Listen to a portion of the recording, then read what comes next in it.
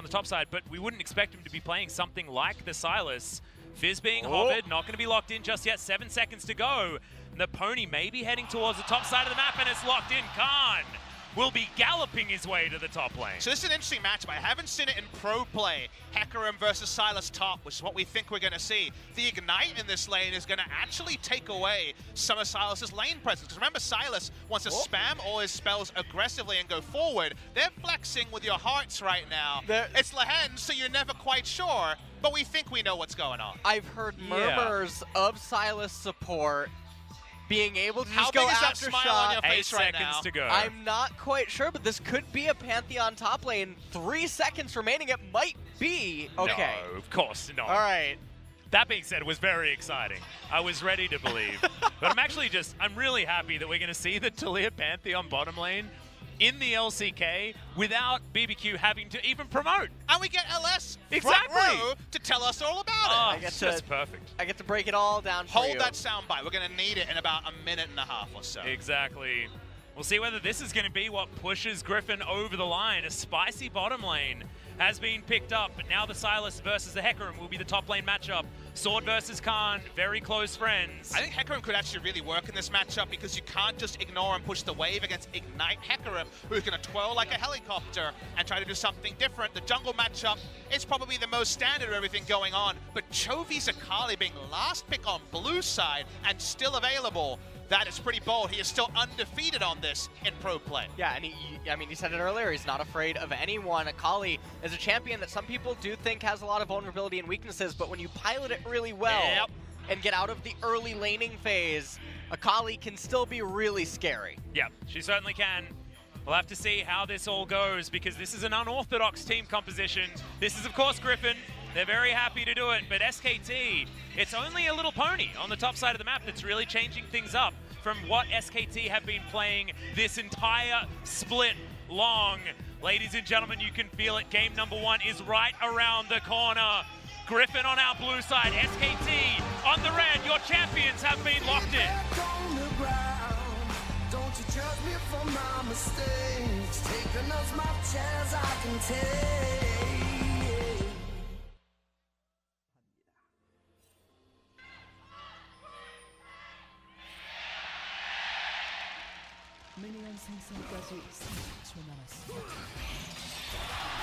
Oh, that is going to be that first blood coming in. We couldn't even let the SKT fans cheer because they lost Marta in the first minute of the game. And it went to Viper. He's gonna be so close to being able to just upgrade into the Spell Thief's next item. Won't be able to get it unless he sells all of his pots. So unlikely it's going to be a first buy, but you're right, that first back is going to be nice, and with the rock surf, he can do it quickly. The fans couldn't even shout for SK Telecom T1. The T1 fighting chant. It is T1 fighting, by the way, guys, not SKT fighting historically. That's not an updated chant. That's been It couldn't even be sent out because they sensed the same danger that sadly Marta face check there. Now you know when you go for something non-meta, the first thing the enemy team says is, let's get as much information at level 1 as possible. That information cost Marta his life. Well, it also cost them their blue buff. As you can see, SKT are going to lose that one. Vertical jungling could ensue here, as Clear did make it towards that top side of the map. As we check in on the runes, as we are taking a look at the runes. Interesting, Taliyah going for the electrocute. They are going for kills down here in bottom lane. Well, you can see not going for CS because, of course, has started off with the Frostmancy start. And that's the part of this lane that, of course, that lives up the table, as we finally see more Frostmancy in the LCK. It was led, of course, early in the season. The nerf came in and only possible to run this AP support item in the duo lane, no longer a solo lane option because of the need to be proximity to an ally. And while BBQ Olivers was still playing this exact duo, the Taliyah and the Pantheon, and we saw a smidgen after the fact from Kingzone, who were playing Victor bot lane. I was calling for more of the Frostmancy because, as LS is going to be able to illustrate both as a concept and in terms of this duo lane, it just means you get more gold on a duo. And this is a support, and I use support in inverted commas, that wants to build straight up damage from gold. Yeah, and the other thing that I really like about what they're doing here in the early game is Tarzan, he starts off by stealing the enemy blue to guarantee that Taliyah and Pantheon can do whatever they want to do. And it's the Griffin turret dive timing as well. They do this on blue side all the time. And they now have a Pantheon who just accidentally tanked the turret. That could be a bad news story, but the stun is still going to come in. Marta could be falling down for the second time in 3 minutes, but no. The flash comes forward and the teleport to save SKT. And that was actually something where the Pantheon passive going down probably caused a half-second hesitation. The teleport, of course, is used, so a little bit of pressure is relieved. The good news story is specifically for the Silas, who gets a free push on top side, and Hecarim has to trot all the way back before a lot of movement speed and the ability to get there quickly. Yeah. This is going to be a little bit good for Griffin here, though, as Sword got a lot of pressure relief. He got a free recall as well, and this means Khan's behind. So we need to pick your brain. There's a lot of Frostmancy duos you could run. We saw, for example, Victor Tomkent, Victor Braum, that sort of stuff. Why these two champs? Why Taliyah Pantheon? Because I look at them and say some shove, globals, some CC synergy, but this is a duo that literally your team has put on the radar, and if not for BBQ, we would not see it from Griffin. We'll hold it for now, though. First, talk about this turret dive. The passive goes down, and suddenly this becomes hard. Yeah, Pantheon has to leave the turret aggro just a little bit sooner than he would have liked to. He could have opened that up with just a Q or an auto attack and then convert into the W, get his passive back. And now coming back into this, Pantheon Taliyah, the scariest thing about it is their ability to just delete you with their CC lockdown. That's just a point and click. Pantheon stuns you with this point and click. Taliyah knocks you back in, and then you can't escape. It's too much damage. And, you know, I nicknamed the team composition on Twitter the Avengers because the way that they enter team fights later and move around the map, all of a sudden you just see the circle and then the Weaver's Wall comes right in, and they just turn the tides. But what is it at the cost of? Because they don't have a ranged AD carry. They don't have someone who builds attack speed, crit, AD, scales up everything, including levels in the late game. There is no replacement for that in this team composition. So are there trade-offs the viewers should be looking for as the game goes along? Yeah. Weak Baron taking potential, and then also a heavy reliance on Baron or Elder to truly close out the game. So you can't do it fast, but you really need it. Yeah. That's, so that's a little that bit is the trade-off. Yeah. Well, we'll see whether Griffin can actually snowball this one out. So far, so good, apart from that dive going a little bit awry. Clid has made his way down here. No teleports available on any SKT members, so if that dive did happen again, it would be dangerous. So the GP10 item has been upgraded, so definitely a focus on harass for the Taliyah. The Pantheon, as you notice, has been doing the heavy amount of CS. We'll see the gold totals over time. Tarzan's trying again, but Clid's well aware of this one. Predator is going to come forward. Lahen's actually walking well and truly past as the tunnel comes down. Teddy getting frisky underneath this turret. Already one turret plate has fallen down here for Griffin as they keep the pressure on the bottom side. And the scary thing about this as well is that Ezreal, he doesn't have teleport, so all the pressure that's able to be exerted early on can be really scary. Yeah, Chovy is going to go into the Shroud. This is sad. And just gets out very easily. That was definitely the moment that the Shroud came in at the same time as Rune Prison. There was never going to be enough damage to even force out an ult there. Really nicely done by Chovy. And Faker's locked into lane. He has no mana. Yes, he has a tier of the Goddess, but he doesn't have the teleport available. He's out of fuel. Chovy's feeling fantastic. And also, Teddy's doing fine here in this lane, harassing Lahen's out. Got Viper moving up to try and challenge for this blue buff. Denial onto Faker is exactly what Griffin want to do, and they should be successful here. Clid is going to give it up. Control Ward vision was down, but Prey Seeker is not going to find anything, and 1,000 gold is now the lead for Griffin. And now Clid kind of has to just park a tent in the bot lane and be a sweeper for the Olaf. That's his real role in this game, and it's at the cost of having any pressure mid and top side, because they've been already threatened for a turret dive 3 times, wow. and Tarzan says, thank you very much, I'll have an Infernal, and Sword wants a pony. Exactly, 300 health now onto Khan. He's in trouble, no teleport available, will have a turret here. Clid waiting around, ultimate's going to be traded here, as that's going to be the solo kill for Sword. It's traded back, but they get everything for that one. And I mean, that was just a fantastic pickup there by Sword. He got the Ignite off the Hecarim as well. Meanwhile, his jungler is taking the Infernal, and now the lane's coming into him. And it's even better than that for Sword. He has a teleport advantage as well, so if he wants to be back in lane and flexing, he can. Khan sticking around on 400 health. We see double pony ultimates. That's a lot of onslaught of shadows. The end result is that Clid wipes away, but the gold doesn't go. to the Hecarim. Actually did pick up the kill with Ignite. That's important. He needed that gold. Otherwise, you kind of got nothing and lost everything as the Hecarim. Yeah, Clit actually didn't get in there quite quick enough. But it was able to get an assist, I think, with a Prey Seeker that was cheeky early. Thank you very much to the observers. Around 280, I think the quest was, towards being completed. I actually was able to time this out by watching the Victor game that Deft played. The moment that you have, and he started, I believe, Doran's Ring and then went straight into Frostfang. Frostfang took 6 minutes to upgrade in a pretty easy matchup where you could just use it off cooldown. We shouldn't be expecting much after 10 minutes that the Taliyah can start CSing. And that's already with one Dirk on the table, and we know all about Pantheon. Even in the early game, every sword he buys gets him closer to a big item. Yep, needs as many serrated Dirks as he can possibly find, basically, just in order to keep himself as relevant as possible. Yeah, the quest generally, if you're 50 CS behind and the quest completes, that's when you feel good, right? In a Frostmancy matchup. Yeah, and Griffin, they had a lot going for them early on, but I really want to talk about how well Teddy and Mata are doing, despite all the difficulty, though, in the bottom lane, and also being down the teleport. And so that means that Teddy, he's going to be a lot stronger in late game team fights. So I have a pretty specific question that I think you might be best to answer on this, because of course, your team has played this duo lane a lot. They chose to push and dive again and again. They were not looking to freeze. I know you love freezing. Is that the right way to play this thing? Because it's been a pressure. The reason there's 75 CS is that Ezreal's never been attempted to be zoned from CS. Do you like that or not, given the sort of game we're in?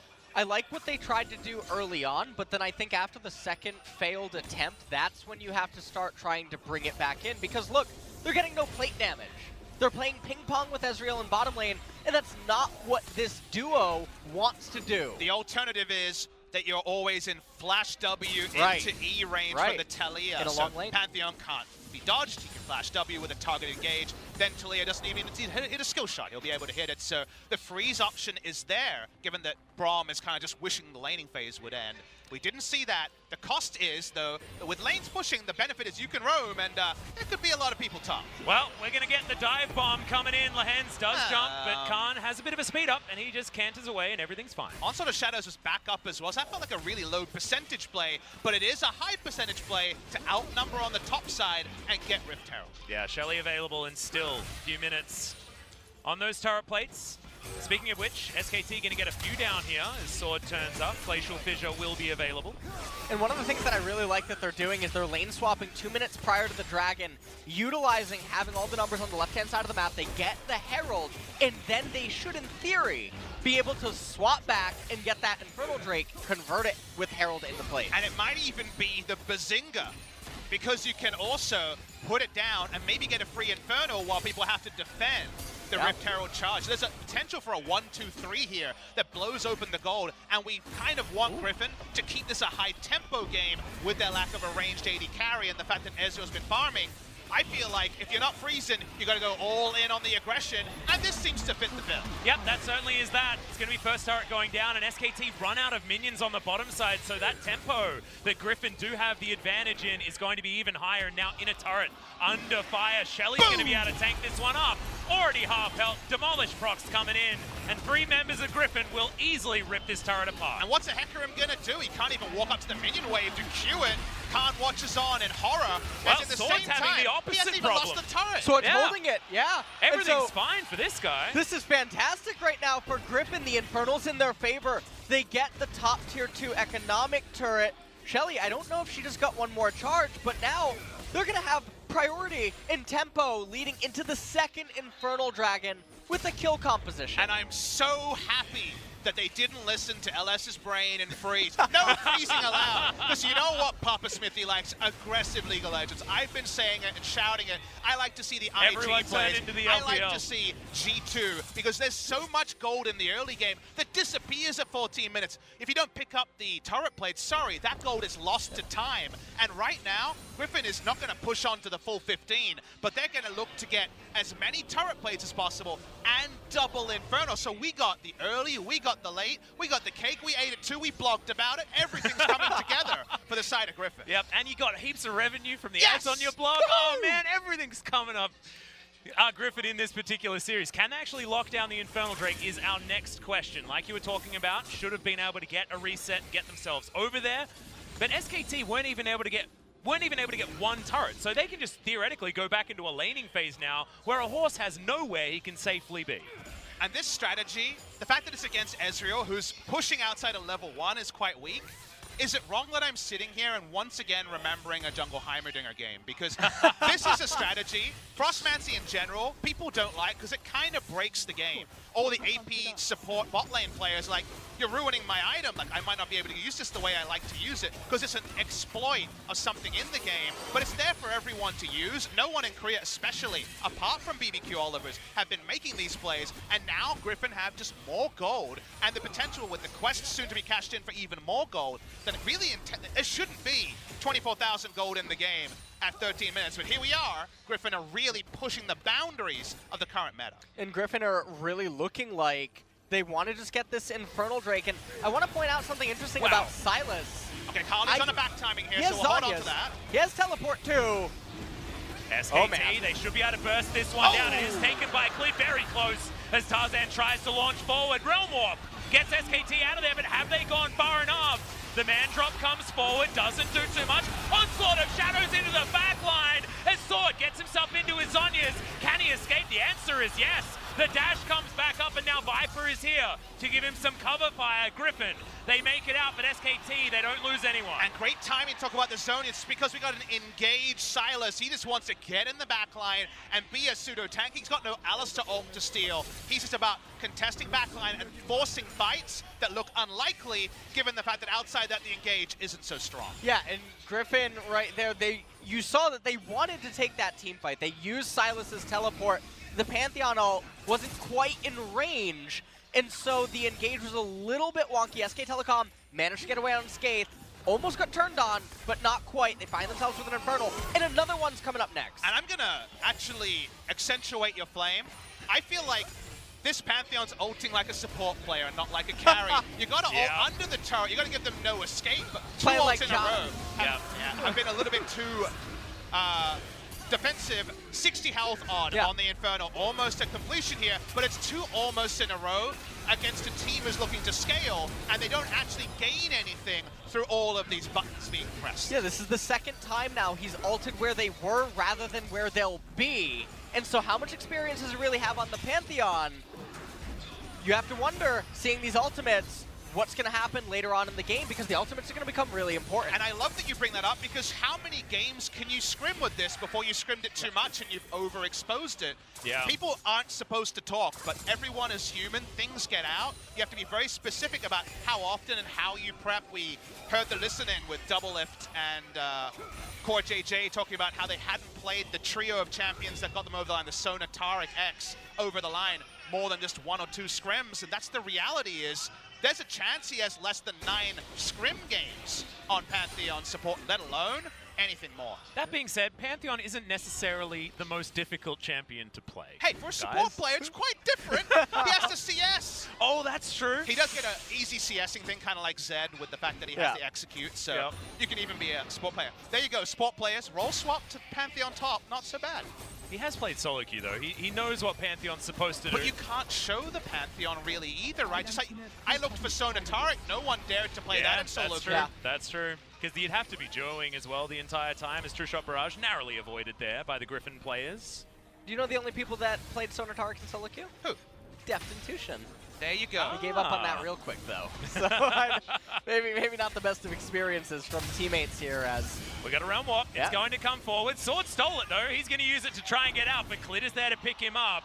But Skond is going to get him out of the way there, and things are fine. Giving you the pat on the back, play-by-play for Sylas game. So hard. This a bit... Who's Realm Warping where? You thought Zoe was counterfeiting a lot of things. We need to investigate the black market trading of Sylas. This guy's got all sorts of stuff up his sleeve. Well, Seismic Shove comes in the mid lane as we've got, I think this is the bottom lane, but it's getting a little bit confusing here in my Summoner's Rift. So let's check in. We had a lot of time, we both got excited. Let's like, yes, I know all about this. We're 17 minutes in. The last execution didn't get them Infernal, no kills, no deaths. When does Griffin start to say, well, if we don't get that Baron by 22, things are struggling, and is it still the same equation of 2 minutes before Baron spawns, get the Baron, win, don't lose? Where are you at right now with where the items are and how the game is playing out? Right now, I think that, I mean, a lot of people are looking at this, they're seeing Griffin with a 2,500 gold lead, one Infernal Drake, another one coming up.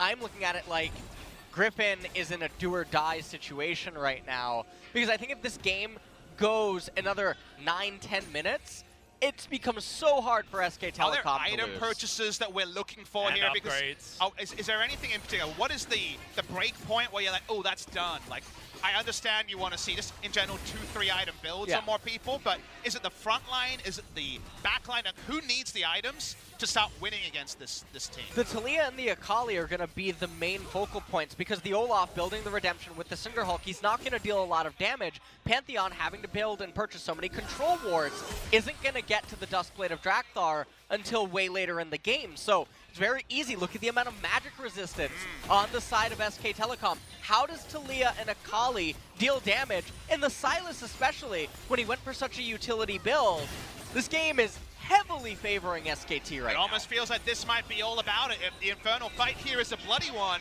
I think we might know who's going to win game one. Yeah, SKT looking for their second one. Teleport's going to come in from Griffin. They do not want to give this one away. It's Chovy. He's going to join the fight. Half the health bar now on the Dragon as Lahens just happy to walk on over, gets Khan out of the fight as Redemption does come down. It's going to be a 50-50 as Tarzan is in this pin. His sword goes into his first Sonyas. The steal comes in. Griffin have locked down the Dragon, and Faker in the back of the pin is trying to kill Sword, but he's so frustrating finally. Teddy locks him down, and now Tarzan. Stopwatch ain't going to be enough, and Chovy is now waiting in the gates, but SKT don't care. They get themselves into the correct position. Pick themselves up a double for their man in the mid lane, and SKT may have turned it. Griffin get the steal, but SKT's able to make it front to back. This is the time they were looking for. Yeah, this and is they won another this last realm kill. warp. It's Faker's one this time. His True Shot Barrage is even going to help try and take Chovy down. Remember, there's no turrets up here, guys, so this might be the great escape, but Khan has a lot of movement speed. Chovy's just so scary, they don't even want to fight it. Wow. They're actually going to let him go. They're valuing a full reset over killing the Akali, and because it's 20 minutes, if you waste too much time chasing the Akali, who is so hard to get to, things can go wrong. Big thing to note here is, yes, the objective is stolen, but to do that, SKT can get into a defensive formation. Then it looks like every other team fight you've seen at home that you played in, where the AD carry gets to free hit and the threat level goes down. Yeah, and the thing here is that Chovy, he just can't get into the fight until it was too late. Teddy jumps into the Dragon Pit. Chovy jumps immediately at the opportunity to enter into the backline, but it doesn't matter because the backline is now the front line, and Griffin doesn't have any members remaining, and they just don't have the damage to win these. They got the cherry on top with the Infernal, but they're not out of the woods yet. And if you're not outnumbering with your globals, then things get so much more honest with Griffin. Suddenly it's, wait, Talia can't do damage to backline, so you can only kill the front. As Teddy's going to be able to get out. Wait, it's Pantheon. We know it's very famous how his scaling really falls away in 5v5 fights especially. None of the champions on Griffin really excel in 5v5s. Most of them are skirmish and 2v2 champions. So because of that, when we're seeing honest objectives to be fought over, think Baron, think Infernal Drake, you don't outnumber, everyone shows up on RSVPs, and suddenly Griffin is looking very mortal in game number one. All right, now they're looking for some control around this Baron, and they have managed to achieve it. Khan split pushing on the bottom side with teleport in hand will mean that SKT can keep pressure on this map. But Griffin, as you can see already, it's not like they're getting vision around the Baron and starting it. They're getting vision around the Baron and then trying elsewhere to keep things under control, because like you were saying, LS, it's hard to take the big purple worm as this composition. And now are we already at the point where it needs to be sleight of hand from Griffin? Wow. So Griffin needs to show one magic trick and then reappear in the top side and steal a Baron. Like, how do you problem solve your way out? Because they didn't play to our expectation in the early game, but got a really nice lead. It felt like they could ride it through, but suddenly it does feel like SKT are liked their position. Yeah, SK Telecom, I think, are just in a fantastic spot right now. If you're Griffin and you run through all the scenarios, what can you really hope for? You can't pick off any of the members on SK Telecom. They all have too much magic resistance, and it's too easy for them to just remain slippery against the Griffin team comp. You can't suddenly Weaver's Wall in, and do a Another Pantheon ult, they'll comes just in. run. Faker jumps Interrupted. on over, but it does get interrupted. Faker gets his passive shield. It's down very low. Now finally goes into the stopwatches of the Weaver's Wall. Actually blocks Chovy. He has to flash to get over the top. Marta goes golden. And is Faker falling down? Marta the next one to follow, and SKT can't re-enter this fight. It was so big that they could stop Faker from getting out because they could actually set up a very different scenario to Infernal. They were able to keep SKT from grouping as a 5, from defending their AD carry, putting out max damage, and this is what you can do. We talked about magic trick, sleight of hand. Yep. A Realm Warp here interrupted, and suddenly Weaver's Wall and all other temporary terrain. Watch this and notice how different it is to the fight that SKT won around Infernal. And even though Clid was shadowing Faker, he was still just way too far up. And so the Pantheon ultimate and the Weaver's Wall gets access to him in situations that normally it shouldn't happen because SK 4v1, Telecom, three they people know that defending this alone. is coming. Yeah, this is the only way SKT can lose the game. And you know, against Kingzone, this is how they were starting to falter at certain points. Khan and Faker needlessly overextending for waves without the coverage of vision. Getting picked off. And that's why we're picking your brain and you're going through the 100 scenarios and you're like, wait, 91 of them say SKT win from here. But is it about the mistakes from a team, or is it about the team looking at that and saying, all right, 91 things are gone from our team, we've got 9 left, which one is going to work and when? And I think that Griffin have shown that they are not a team just waiting for an enemy mistake. They're trying to force mistakes. It doesn't always work, but that was one of those few scenarios that gets them some breathing room. Still work to be done. Yeah, also SKT may not have as much preparation against this particular bottom lane. There's a reason why Griffin have pulled it out in this particular series, so SKT might not necessarily know that they can just wait things out and be able to just straight up win. One of the things I want to talk about right now is Mountain Drake. We talked about how the Griffin team composition can't really do Baron. Well, Mountain will certainly help it. What about the fact that it is a Drake, though, and it will force a 5v5 fight that we've already seen doesn't necessarily go their way? There are extra items. Hex Drink is done. Everyone's buying double magic resist at this point. So yes, they really wanted LS, and it does help their primary win condition, but how much are we going to index into it? Is it a Tarzan steal attempt? They want SKT to start it and then just send Tarzan, hopefully, on a one-way trip to steal it and get out, but I think SKT are smelling a rat, and they're being a lot more defensive. Oh, Sword was looking for it. With the abduct, Realm Warp's going to come in as Faker joins this party. Sword survives just because of that Zhonya's that he had available, but that's a big button and means that Griffin are going to struggle to engage against this SKT comp. Now, no ult is used, and he has the Glacial Fissure, so E into R is actually a lot of crowd control and a potential initiation tool. It's not quite Onslaught of Shadows, but he does actually have that important ultimate, as face-checking that brush is at your peril. Yeah. Tarzan loses about half of his health bar. Chovy clearing out some control wards here as SKT do need to be careful. There's the Weaver's Wall. It doesn't last that long anymore, though. Yep, SKT need to try and dive over this one. Khan in fantastic flanking position as Sword's trying to keep him out of there. Are we going to go for the smite here? Can Clid get himself into this pit? They're getting it down very, very low. Marta misses the ultimate, unfortunately, as Chovy's over there. Good knockback comes in. It is going to be picked up by Griffin. And they just flash their way out. They're happy to grab and go. SKT doesn't pull the trigger. They've got the comp, and they seem to simulate a 5v5, but they're more looking for chance picks with the Glacial Fissure, and after the Glacial Fissure was used, SKT kind of gave up on a full fight. Yeah, they gave up on the full fight. They looked to come into mid lane, clear the mid wave, and then raise the mid tier 1 turret. They're going to get the Scuttle Crab in front of the Baron, so now they're going to know if Griffin try to start it. Or is SK Telecom okay? They're just going to clear out the vision. I want to illustrate item-wise that, yes, Yoma's Ghostblade was there for a support, and you're like, here's the carry items. That plan, after those few mid-game fights went away, notice the itemization now coming through from Lahed. He is a stun. Maybe, if he comes in super late, gets a chance kill, but he's nothing else. He can tank Baron a little bit better, but it just plays into the fact that 5v5 is all SKTs, but they're not there. Yep, well, Clid is going to try and come in for the 50-50. Can he actually get the steal? Realm Warp once again going to try and put Faker in the pit, but no, it's just for the vision. He gets on over, but he's unable to get the steal. Ultimate flies forward from Clid. He flashes to get himself out, but not even Sword is going to die as Teddy very aggressively dives into the Baron pit. But Griffin, once again, it's the grab and go. And SK Telecom, they're trying to stop the backs, but they're not going to be able to. And now, Griffin They found their way back into the game. They have to do a lot with the Baron. SKT full reset at 26 minutes. Only Rek'Sai was around, and yes, Rek'Sai has the ability to see a Baron start better than most, but it became a chance contest, and it's one of those things where it was basically a 50-50 Baron, right? But let's go back to what LS, the foremost expert on Taliyah Pantheon, literally, we're not even bigging you up here, this is the truth. It's just objectively true, yeah. We know that if they don't get the Baron, they lose the game. So a 50-50 chance right now when you can't win teamfights is way better than not winning a teamfight that you can't win and then not getting the Baron anyway. So they roll the dice and they have to go for it. Exactly. It's either going to be 10-90 or 50-50 at the Baron. They rolled the 50-50 knowing that it's the best chance that they have. Mountain Drake possibly helps out there as well, shredding away at it. And now with the Baron, they have more time in this game. And a 2-level advantage on their jungler as well, so Tarzan had a few extra 100 of damage to try and help secure that Baron. And some teams can't recognize their best moment because they're looking for the flawless moment, the 90-10 play.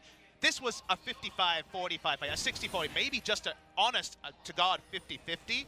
But if they don't take it, they lose. And we saw Origin in this spot against G2 needing to pull out a Baron, not getting there, and then losing due to a lot of other stuff happening afterwards. They missed their window. Griffin didn't really have a window. They're basically robbing a place. They robbed a Baron. As, Khan and Cleared need to consider their options. Yeah, Chovy making it look like Akali wasn't actually nerfed, as he's just playing around underneath this turret in the Shroud. Professionally undefeated 7-0 on the Akali. Yep, True Shot Barrage was, I believe, swords, as it flew through and hit his own player. Well, at this point, though, look at the amount of work that Chovy's managing to get done on his own. He's a one-man army here in top lane. And he got so much chip damage. Finally, the mid-tier 1 turret's going to fall. But the silver lining here for SK Telecom is they only have to weather the storm for another minute. And then Griffin is going to have to repeat the same song and a dance. But remember, if Akali has 2 lane assignments where she wins, because right now Akali's looking pretty fearsome in both lane assignments. I think Ryze hits an item break point where he can out-trade an Akali, but it's not always reliable. If Akali can win both side lanes, the one thing Griffin will always do is outnumber first, because they've got all the globals, right? They're able to find picks. So if Akali is a 1, the other 4, it may not be conventional. It certainly doesn't crack turrets very well. It does do some things well. And again, you're looking for the low percentages, but Griffin need to prop themselves again, because they were already in such a hole. They managed to pull off 2 big moments, the Infernal, the Mountain, and yes, the Baron, and yet we're still looking at so many futures where SK Telecom's standard comp works against a comp that has a lot of creativity. And this is, again, I mentioned it just a moment ago, that a way that SK Telecom is faltering in this game, identical to the way that Kingzone were managing to pick them apart inside of the games and wiggle their way into potentially winning situations. And then SK Telecom, they patched up their faltering in the mid-late end stage, and they managed to pull through. Are they going to be able to do that against Griffin? Well, LS, you had me at wiggle. Fun word. Great, best word we've used on cast so far. How do you wiggle? Is it just try to make something happen around the 1 Akali, or is there any other wiggle room? Because it's another Mountain Drake, which, yes, is nice, but it feels like we're running out of things that SKT will get Magic. There's no more rabbits to pull out. How it feels. I feel like we've seen so many Magic tricks, we're getting bored of Magic. We want some League of Legends. Yeah, well, Weave as well is going to come in. Preyseek is not going to stop that one from coming down, and Clid has no want to head towards this Dragon Pit at all. He had the smite, had everything available, but wanted to hold on to his life as SKT feeling like their backs are against the wall. Sword's going to transition here. And you're pointing to what I wanted to point to. I feel like a trade, if you can defend Baron for another 3 minutes, the chance of getting a super duper high roll Elder trade for a Baron, defending 2 sides of the map as a 5v5 champion, 5v5 comp like SKT's, is actually really, really hard. There's a limited amount of vision to defend 2 sides, and remember that there is going to be more vision at all times available. Another benefit of Frostmancy, as you have those extra wards, and even the spotting ward on the Taliyah. Yeah. It's all coming up Griffin here when it comes to controlling objectives, but we still know that SKT, they have a team fighting composition. They theoretically should have an easier time running front to back, but Griffin haven't let them team fight for the last 15 minutes of this game. And again, just like I was saying, front-to-back team fight, predictable fights happen around an objective you must contest. In 3 minutes 50, there's 2. And so maybe the fight doesn't have to happen for Griffin. Well, right now, they're just trying to put Chovy in a side lane. The Akali has pushed that one all the way up. Mid lane as well is now being dealt with by Viper and Lehens. And Sword's going to happily deal with this minion wave heading towards the inner turret. Outer falls for SKT, so they move themselves within touching distance of the gold. About 3,000 is going to be the lead here for Griffin. And at 33 minutes, that's basically nothing. Yeah, and SK Telecom, they have all the priority right now surrounding this Baron. It's coming up in 5 seconds. But side lanes have to be fixed. You can see the Faker not quite in position. He has the teleport available to him too. But I feel like we're just going to see a team fight. And now, interestingly, normally this would be a bad position for a normal team comp. But remember, Weaver's Wall and Pantheon Ultimate. Doesn't matter if you control these nooks and crannies. Khan's already down to about half health here, as Faker did use the Realm Warp to get himself into the Baron pit. Now Sword running away from Teddy, who is certainly a man who deserves a lot of respect at this stage. Cleared, looking for a knock-up, won't find Lehens, who has GA, has the passive. My read is Griffin wants to defend Baron. I don't think they can start a one objective. So watching some of these plays, I'd like the audience to take that into consideration, that I believe Griffin is just looking to stop Baron being taken because they can't allow that 5v5. For now, they get SKT away, they clear some control wards, they buy some time to mean there's 2 big objectives on the map. Yep, 2 teleports for both teams as well, guys. So Chovy on in this side lane, Faker as well was up towards the top side. They can be there at any time. Khan as well now is going to be taking this blue buff, and then will also be able to enter any fight that SKT want to. Hands it over, in fact, to Teddy. Gives it over to Teddy. The Baron's still alive on the map, and like Papa was talking about, with Elder and Baron both being up on the map, you're able to offer a proposition to SK Telecom and propose a trade. And obviously Griffin, they want to get the Elder, because a 4 Elemental Drake Elder Dragon, they can just then actually teamfight SK Telecom and plow right through them. But the other thing is, you're even okay with getting the Baron and giving Elder to SKT, because if that's bloodless, the buff strength on SKT is just 1 Inferno, which is obviously the one you want if it's going to be one, but it's going to be a decent trade. Here we go.